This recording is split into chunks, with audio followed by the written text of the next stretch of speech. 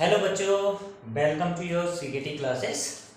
जैसा कि आप लोगों को पता ही है, हम लोग क्वेश्चंस की सीरीज चला रहे हैं, जिसमें आप लोगों का जो सीरीज का 5th वीडियो हम लोग क्या कर रहे हैं, अपलोड करने वाले हैं।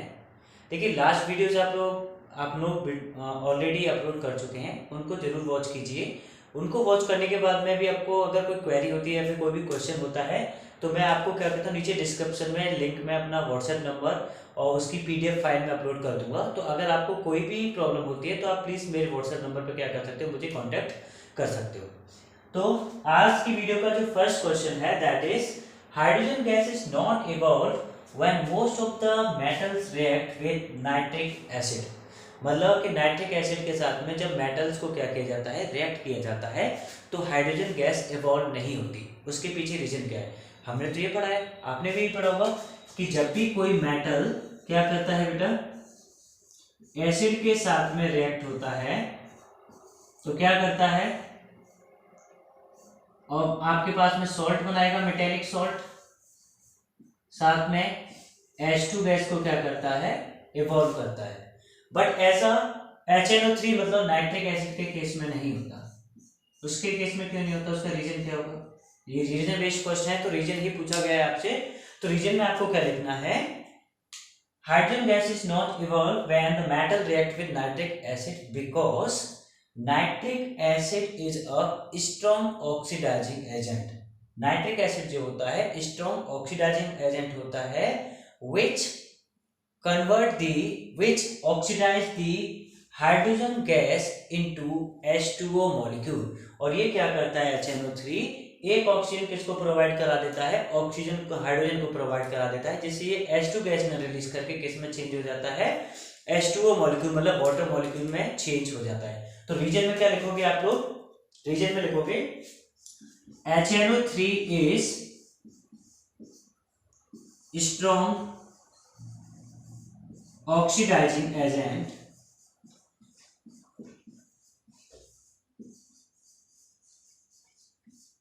which oxidize the H2 into H2O molecule। किसमें बदल देता है बेटा, H2O मॉलिक्यूल में चेंज कर देता है। ठीक, बढ़ते हैं नेक्स्ट क्वेश्चन की ओर।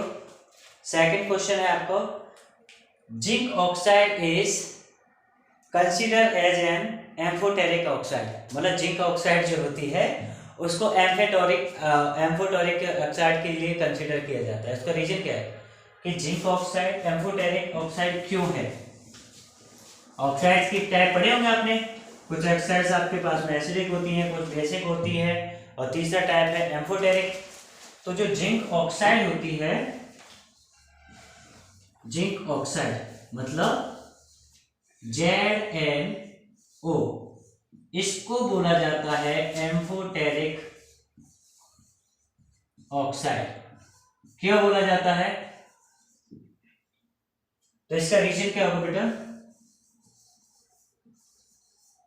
देखिए इसका रीजन ये है कि ये जो जिंक है आपके पास में, जिंक एक ऐसा एलिमेंट है जो एसिड के साथ में भी रिएक्ट होता है, और किसके साथ में रिएक्ट होगा, बेस के साथ में।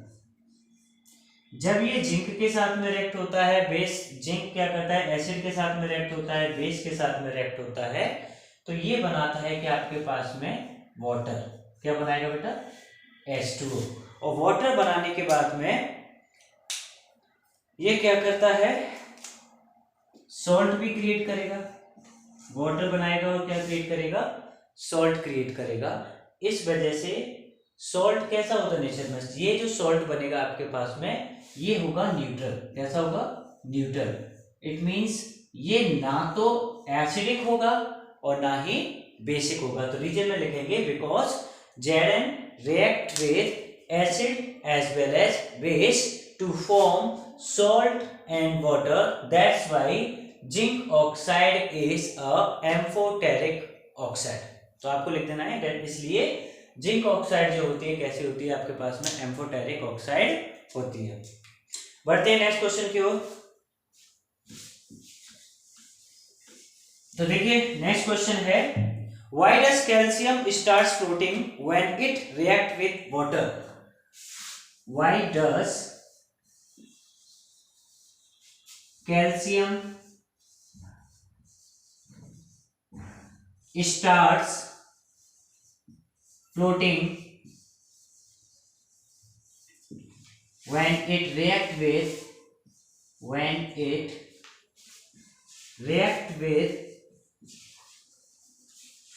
water?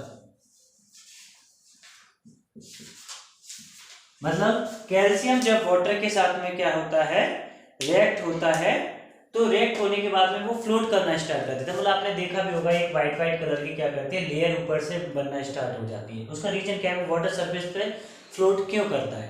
तो उसका बेसिक रीजन है बेटा कि जब भी ये कैल्शियम क्या करेगा, वाटर के साथ में रिएक्ट करेगा, तो वाटर के साथ में रिएक्ट होने के बाद में ये क्या करता है, calcium hydroxide plus hydrogen gas को क्या करता है, रिलीज करता है। और हाइड्रोजन गैस रिलीज होने की वजह से इस कैल्शियम हाइड्रोक्साइड के साथ में हाइड्रोजन गैस क्या हो जाती है, in the form of bubbles add up हो जाती है। जब स्टिक हो जाएगी कैल्शियम हाइड्रोक्साइड के पास में, तो क्या होता है, कैल्शियम हाइड्रोक्साइड बाहर लेयर बना के क्या करता है, ऊपर फ्लोट करना स्टार्ट हो जाता है। देखिए एग्जांपल के थ्रू समझा देता हूं कि देखिए ये एक बीकर था,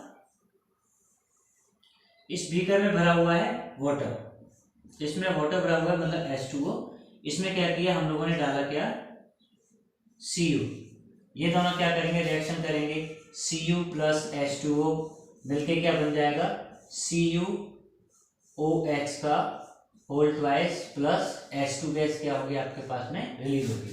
तो जब ये कॉपर इस वाटर के साथ में रिएक्ट करेगा, तो ये इसके ऊपर क्या करता है बेटा, एक लेयर बना देता है, फ्लोट करना स्टार्ट कर देता है, इस पर तैरना स्टार्ट करेगा। क्यों?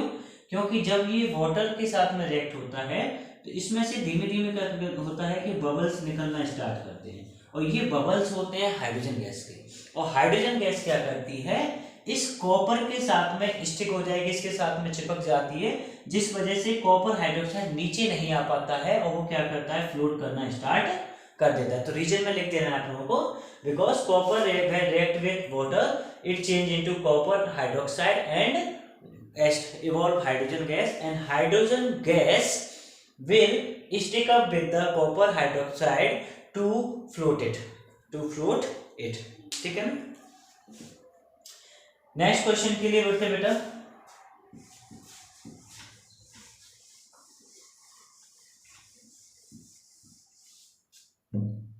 नेक्स्ट क्वेश्चन है आपके पास में, aluminium is strong reactive metal but it is still used for packing food articles. Aluminium जो होता है वो एक strong, aluminium is strong reactive metal है,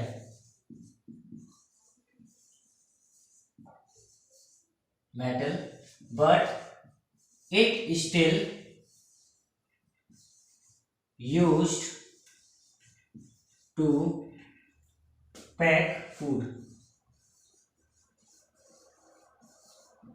इसका क्वेश्चन ये है कि एल्यूमिनियम एक स्ट्रॉन्ग रिएक्टिव मेटल होने के बाद में भी क्या करता है, फूड को पैक करने के लिए यूज किया जाता है। रिएक्टिव है, और कोई भी रिएक्टिव मेटल होगा तो वो क्या करेगा, फूड के साथ में क्या कर लेगा, रिएक्शन कर लेगा। बट एल्यूमिनियम ऐसा नहीं करता है, क्यों? उसका सिंपल सा बेसिक रीजन क्या है, रीजन इसका ये होगा बेटा कि जब एल्यूमिनियम रिएक्ट होता है किसके साथ में, एनवायरमेंटल ऑक्सीजन के साथ में, एनवायरमेंटल ऑक्सीजन के साथ में मिलके बनाता है क्या, Al2O3, एल्यूमिनियम डाइऑक्साइड, है ना। तो ये जो एल्यूमिनियम ऑक्साइड बनाएगा आपके पास में, ये एल्यूमिनियम ऑक्साइड क्या करती है, वर्क करती है as a protective layer. Protective layer की तरह किस तरीके से काम करती है कि जब ऑक्सीजन के साथ में बन गया तो उसमें क्या होता है, फूड मटेरियल जिसमें भी पैक है उसमें Al2O3 की लेयर क्या होती है, कवर अप हो जाती है, जिससे बाहर से आने वाली ऑक्सीजन उस फूड मटेरियल के साथ में रिएक्ट नहीं कर पाती है। तो जब फूड मटेरियल के साथ में ऑक्सीजन एडअप नहीं होगी तो रेंसिड नहीं होगा फूड आपके पास में, और जब तक फूड रेंसिड नहीं होगा ना तो उसका स्मेल चेंज होगा ना ही उसका टेस्ट चेंज होगा, है ना। तो उसमें रीजन में क्या लिख देंगे, when aluminum is a strong reactive metal but it is also still used to pack food because it forms a protective layer of aluminum oxide around the food material to save it from rancidity, और किससे बचाता है वो, उसको rancidity से बचाता है, ठीक है ना। Next question,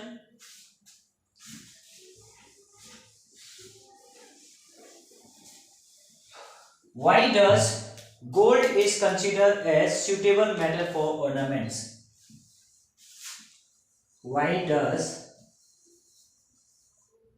gold is considered as suitable ornament, suitable metal for ornament?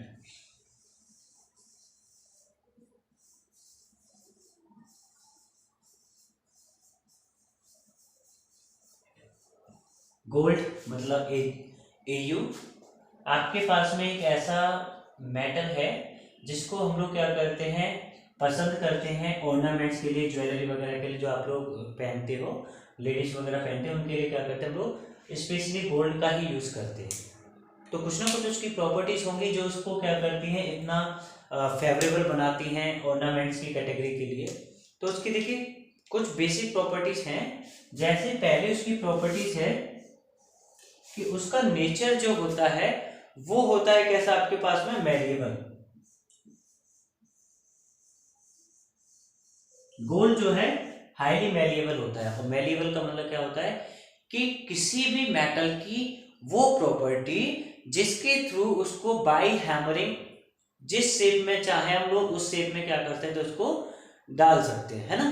तो इसका क्या है, मैलिएबल नेचर होने की वजह से we can provide it specific shape, हम लोग इसको क्या करते हैं स्पेसिफिक शेप प्रोवाइड करा देते हैं, हैमरिंग के थ्रू क्या करते हैं इसको स्पेसिफिक शेप प्रोवाइड करा देते हैं। और दूसरा इसकी जो प्रॉपर्टी है that is ductility,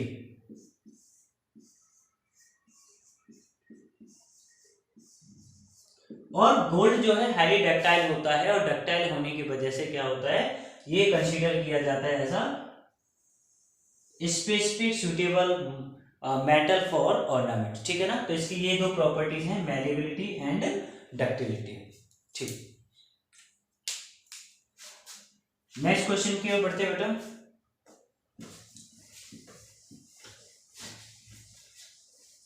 next question है, the reaction of iron third oxide Fe2O3 with heated aluminum is used to join cracked machine parts. The reaction of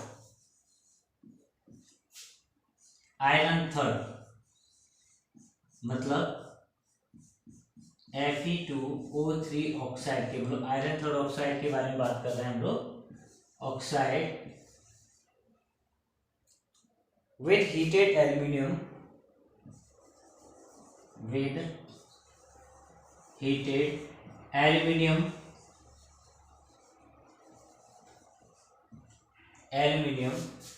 is used to join cracked machinery parts,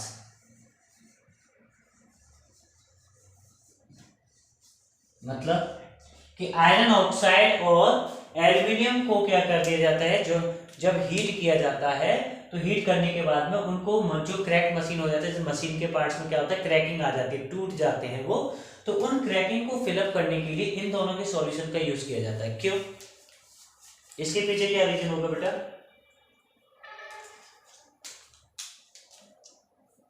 तो इसका reason ये है बेटा कि जब Fe2 O3 और aluminium को क्या किया जाता है, रिएक्ट कराया जाता है, इनका सॉल्यूशन बनाया जाता है। तो वो सॉल्यूशन रहता है आपका किस स्टेट में, मोल्टन स्टेट में।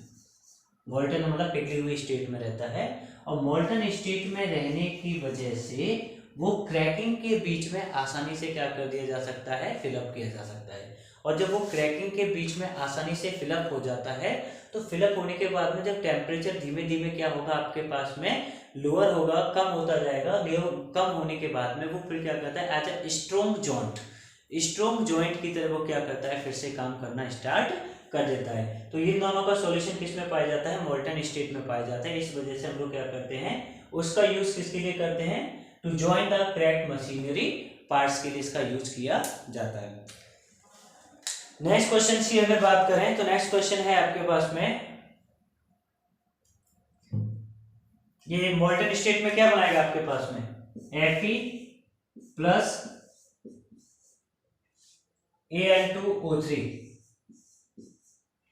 है ना। और ये जो सॉल्यूशन होता है कैसा होता है आपके पास में, पिघला हुआ होता है। साथ में रिलीज हो गया आपके पास में क्या, हीट, एक्सोथर्मिक रिएक्शन होती है ये। और जैसे जैसे हीट पूरी तरह से क्या हो जाएगी, खत्म हो जाएगी, फिर से वो क्या हो जाएगा, आपका कंडेंस होना स्टार्ट हो जाएगा। मोल्टन स्टेट क्या हो जाएगी, कंडेंस स्टेट में आना स्टार्ट कर देगी।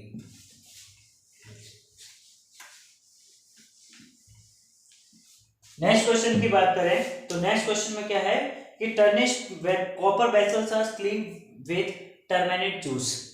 जो इमली में जो जूस निकलता है उससे क्या कर दिया जाता है, कॉपर के वेसल्स को साफ किया जाता है। क्यों, तो उसका रीजन आप लोगों को पता होना चाहिए कि जब कॉपर वेसल्स क्या होते हैं वो काले पड़ना स्टार्ट हो जाते हैं, तो उसमें क्या बन जाता है, कॉपर कार्बोनेट सॉल्यूशन बन जाता है। मतलब कॉपर क्या करता है, जब CO2 के साथ में बेटा रिएक्शन हो जाती है, एनवायरमेंटल कार्बन डाइऑक्साइड के साथ में जब उसकी रिएक्शन हो जाती है, तो वो बना देता है क्या, CuCO3, कॉपर कार्बोनेट। और इस कॉपर कार्बोनेट को क्या करते हैं, जब हम लोग एसिड के साथ में क्या करा देंगे, रिएक्शन, एसिड के साथ में रिएक्शन कराने पर इसमें जो इम्प्योरिटीज हैं वो क्या हो जाती है, डिकम्पोज हो जाती है, मतलब टूट जाती हैं।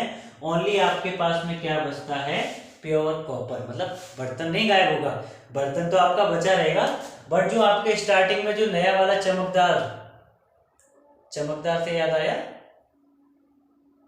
कैसा, शाइनी है ना, चमकदार आपके पास में क्या रहेगा, वेसल आपके पास में मिल जाएगा, किसका, कॉपर का। तो एसिड के साथ में रिएक्शन होने के बाद में क्या होता है, उसकी इंप्योरिटीज जो होती हैं, impurities in the form of carbonate, किसकी फॉर्म में, कार्बोनेट, जो इंप्योरिटीज होती हैं वो क्या हो जाती हैं, डिकम्पोज हो जाती है, मतलब वेनिस्ड आउट हो जाती है आपके पास में। नेक्स्ट क्वेश्चन की बात करें तो नेक्स्ट क्वेश्चन में आपके पास है, carbon can neither form C4 plus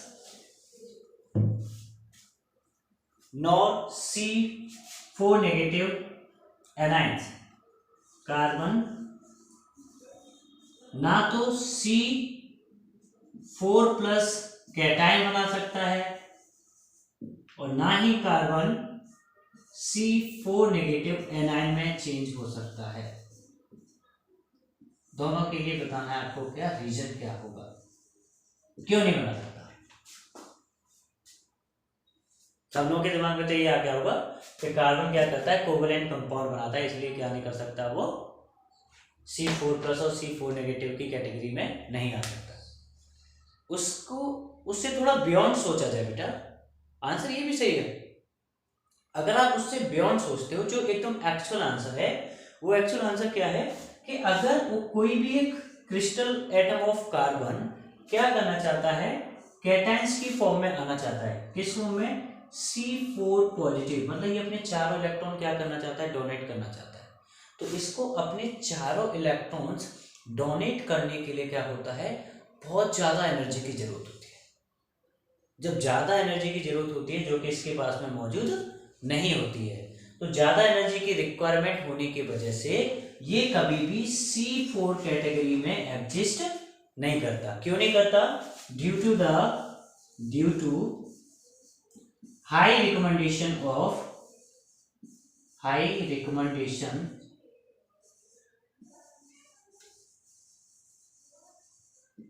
of energy, high energy की रिक्वायरमेंट होने की वजह से ये क्या नहीं करता है आपके पास में, कभी भी C4 की कैटेगरी में नहीं आता। तो C4 नेगेटिव की कैटेगरी में क्यों नहीं आता भाई? चलो ये तो आपने बता दिया कि C4 की कैटेगरी में इसलिए नहीं आता कि इसको अपने इलेक्ट्रॉन्स को डोनेट करने के लिए, वैलेंस शेल से इलेक्ट्रॉन को डोनेट करने के लिए बहुत ज्यादा एनर्जी की जरूरत होती है। तो C4 नेगेटिव में क्यों नहीं आ सकता? मतलब ले तो सकता है ना, एनर्जी नहीं पाए, चलो तुम्हारी किसी को देने में तुम्हारी एनर्जी जा रही है तो ले तो सकते हो ना आप लोग, पर ये C4 नेगेटिव क्यों नहीं करता भाई? सोचने वाली बात है, क्योंकि इसका भी रीजन क्या है कि जब ये C4 नेगेटिव की कैटेगरी में आएगा तो एनाइंस बनाएगा, और एनाइंस बनाने की वजह से इसमें क्या होगा कि कोई भी इसको अपने 4 इलेक्ट्रॉन्स देना पसंद नहीं करेगा, क्योंकि 4 इलेक्ट्रॉन रिसीव करने के लिए जो इसको प्रोवाइड करा रहा है अपने 4 इलेक्ट्रॉन्स, उसको बहुत ज्यादा एनर्जी जरूरत पड़ेगी। मान लो इस कार्बन से इस कार्बन मान ये, इसको तो बहुत ज्यादा जरूरत पड़ गई ना, या फिर ये हाइड्रोजन के साथ में रिएक्ट हो रहा है तो उसको तो ज्यादा एनर्जी की जरूरत पड़ गई ना, तो उसे भी ज्यादा एनर्जी की रिक्वायरमेंट होती है, तो इस वजह से ये C4 की कैटेगरी में एग्जिस्ट नहीं करता है। ठीक है ना? तो आप लोग सिंपल सा लिख दीजिएगा, due to the high recommendation of energy that's why carbon does not exist in the C4 as well as C4 positive cations as well as the C4 negative ions. देखिए नेक्स्ट क्वेश्चन की अगर बात करें बेटा, देखिए हम लोग क्या कर रहे हैं, कल से एक पर्टिकुलर चैप्टर का एक ही शॉर्ट में पूरा वीडियो बना रहे हैं, वन शॉर्ट वीडियो बना रहे हैं हम लोग, जिसमें एक ही शॉर्ट में पूरे चैप्टर का रिवीजन होगा। अगर किसी ने अभी तक चैप्टर का रिवीजन नहीं किया है तो वो क्या कर सकते हैं, आपके पास में 40 से 45 मिनट की वीडियो रहेगी, उस 40 से 45 मिनट में पूरे चैप्टर का रिवीजन, उसके बेसिक्स, उसके एथिकल्स, जो कुछ भी उसमें इम्पोर्टेंट है वो सारे कॉन्सेप्ट हम लोग क्या करेंगे, कल से डिस्कस करने वाले हैं चैप्टर वाइज, है ना? तो बने रहिए हमारे साथ में। और बढ़ते हैं नेक्स्ट क्वेश्चन की ओर। Why does carbon compounds poor conductor of electricity? Carbon जो कंपाउंड्स होते हैं, carbon compounds are poor conductor of electricity, poor conductors of electricity. Carbon compounds electricity के पुअर कंडक्टर होते हैं भाई, क्यों? इसका बहुत अच्छा सा रीजन है बेटा, कार्बन के जितने भी कंपाउंड्स हैं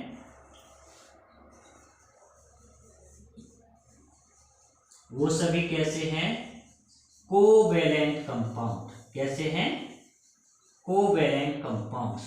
और कोवैलेंट कंपाउंड्स होने की वजह से उनके पास में कैटायंस या फिर एनायंस नहीं होते, मतलब आयंस नहीं होते। हम लोग सिंपल सा ये समझें, कोवैलेंट कंपाउंड के पास में आयंस नहीं होते, और जिसके पास में आयंस नहीं है, मतलब फ्री आयंस नहीं है या फ्री इलेक्ट्रॉन्स नहीं है, वो आसानी से इलेक्ट्रिसिटी को कंडक्ट नहीं कर सकता।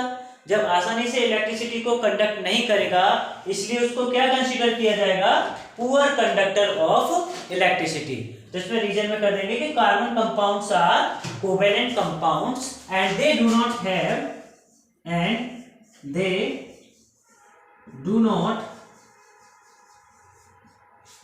हैव की जगह हम लोग क्या करते थे, they do not decompose into ions. वो आयंस में नहीं टूटते हैं, और आयंस में ना टूटने की वजह से उनको क्या बोला जाता है, poor conductor of electricity.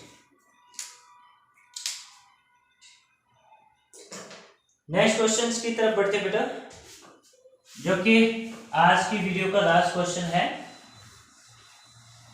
Question है, why is homologous series of carbon compound so called? मतलब कार्बन कंपाउंड की होमोलोगस सीरीज क्या होती है?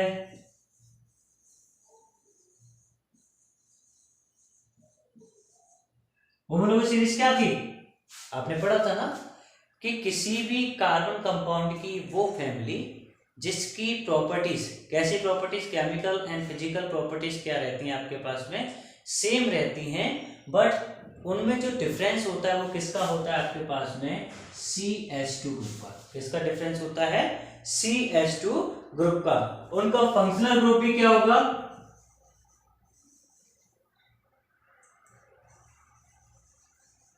फंक्शनल ग्रुप भी सेम होगा। कैसा होगा बेटा, फंक्शनल ग्रुप भी सेम होगा, बट उनमें जो डिफरेंस होगा वो किसका होगा, CH2 का। जैसे अगर हम लोग बात करते हैं एल्केन्स की, तो एल्केन्स का क्या था आपके पास में, C1 C2 C3 C4 C5 C6 so on. इसके लिए क्या यूज किए थे उन्होंने, मीथेन। मीथेन के लिए CH4।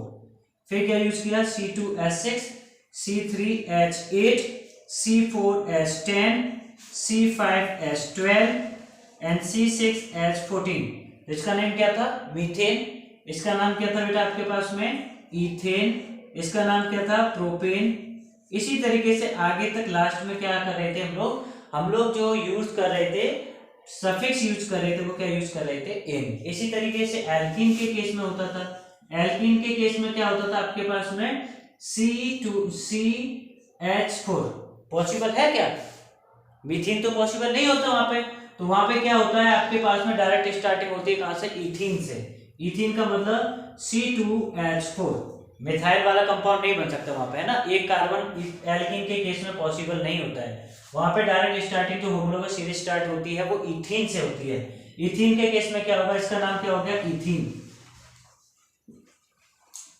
इधर क्या हो जाएगा आपके पास में, C3H6, तो ये हो जाएगा आपके पास में क्या, प्रोपीन। इसी तरीके से C4H8, ये क्या हो जाएगा आपके पास में बेटा, ब्यूटीन। ये था आपके पास में। इसी तरीके से आपके पास में क्या होता था, आपके पास में एल्काइंस वाली भी होती है, ठीक है ना। तो ठीक है बेटा, आज की वीडियो के लिए इतना ही। फिर से वही, अगर वीडियो आपको अच्छी लगती है तो उसको सब्सक्राइब करना है, लाइक करना है, ज्यादा से ज्यादा दोस्तों को फॉरवर्ड करना है, और लास्ट में आपका जो बेल आइकन है उसको क्या करना, जरूर प्रेस करना है, जिससे कि जब भी हम लोग क्या करते हैं आपके बेनिफिट के लिए कोई भी वीडियो अपलोड करते हैं तो उसका नोटिफिकेशन आपको मिल सके और आप उस वीडियो को क्या कर सकें, देख सकें। तो देखिए, आप हमारे साथ कांटेक्ट में रहिए। मैं आपको व्हाट्सएप नंबर, आपका अपना व्हाट्सएप नंबर इधर लिख देता हूं। आप, मेरा व्हाट्सएप नंबर है बेटा, आप इस व्हाट्सएप नंबर के थ्रू मुझे अपनी जो भी प्रॉब्लम्स हैं वो प्रॉब्लम्स मुझे बता सकते हो, ठीक है ना। एनी टाइम आप मुझे कॉल कर सकते हो, मैसेज कर सकते हो।